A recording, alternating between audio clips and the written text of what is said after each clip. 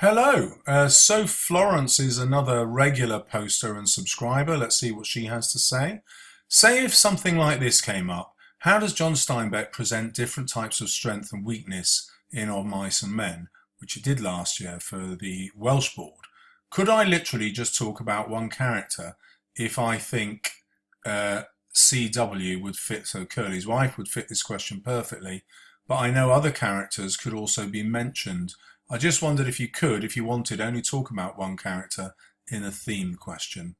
I guess the short answer to that is no, um, because there will be other ways of presenting strength and weakness.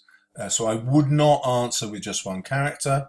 And you don't need to actually, because every single character shows different forms of strength and weakness. The easy way around this for you is to write about Curly's wife, but every time she interacts significantly with another character, Lenny, for example, you would then talk about the strength and weakness revealed at that time. The easiest one to think about, of course, is how Lenny has the strength to kill her, but the weakness not to realise not just the consequences of his actions, but not actually to realise what his actions are doing.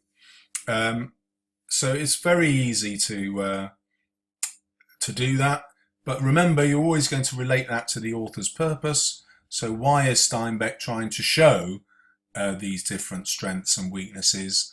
And ultimately, what is the role of fate? Is fate strong and unbreakable, or is it weak and we can change it through our human behaviour?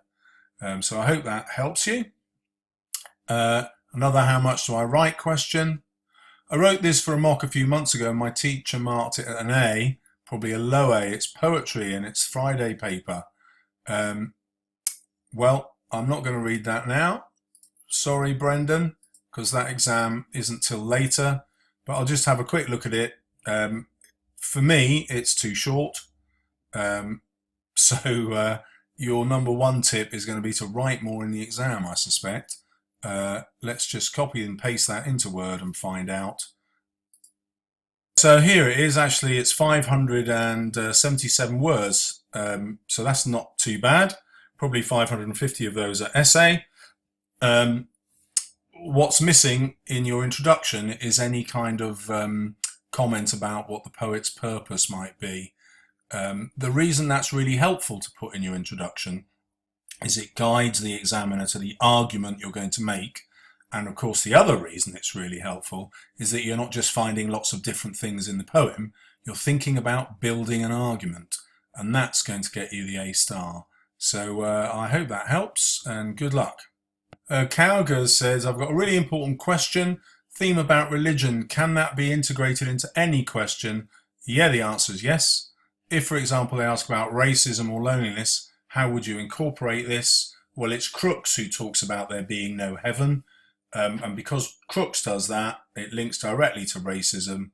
And obviously, it links directly to loneliness. It's companionship that they'll get if they get the Dream Ranch. And the Dream Ranch is, if you like, a representation of heaven on earth. These will also link to the ending of the novel, and the ending can always be linked to religion because you've got that discussion as to whether George has condemned his soul because he's killed his friend. Could you do a video on the 4 quotes you need on Eva Smith to get an A star? Probably done that already. Go and have a look. Hope you can respond to this quickly, but you saying that it's better to pick the question which focuses on themes over the single character. No, it comes down to what you know best. They're both marked with exactly the same mark scheme, so it doesn't matter. You choose the one you can write best on. Because I was always going to go for the single character question, that's fine. Would you advise doing the more difficult question? If it's not more difficult for you, I possibly would. If you know you're an A and A star student and you know you can do the question, there is a massive advantage in doing one that other students don't do. I think. I can't prove that, but it just makes you stand out more.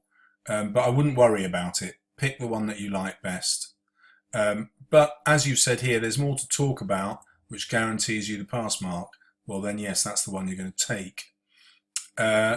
Please can you advise me how much to write? I keep getting that question. You should know by now. You keep writing till the fat lady sings. Would using stage directions within the play help me get an A? Yes, but only where it's relevant. So, you don't have to find stage directions, but it's often really relevant to your interpretation of a character, and from that, Priestley's purpose. Agent Carly is worried about the way I'm teaching. Just wondering, the way he teaches, that's me, is nothing like the way my teacher teaches me. For example, having alternatives, making a point and saying on the other hand, and then coming to a final conclusion on each paragraph. We haven't been taught to do that. Well, do what you're comfortable doing. The reason I ask students to think of alternative interpretations for the A and A star is you have to evaluate. And how does the examiner know you're evaluating? They don't, unless you actually show them that you're looking at more than one point of view. You don't have to do that for each paragraph, by the way. You can do that at the end of your essay.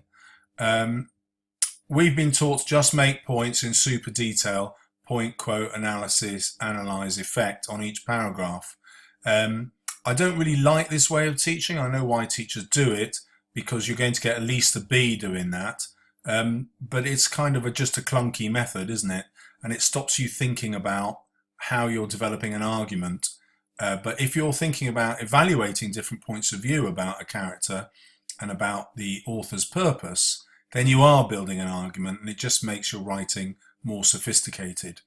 So I guess the short answer is, don't change if you're not confident in changing. But if you feel you can, those are my reasons for teaching the way I do. Good luck. If you need more advice, don't forget to watch some more of these videos.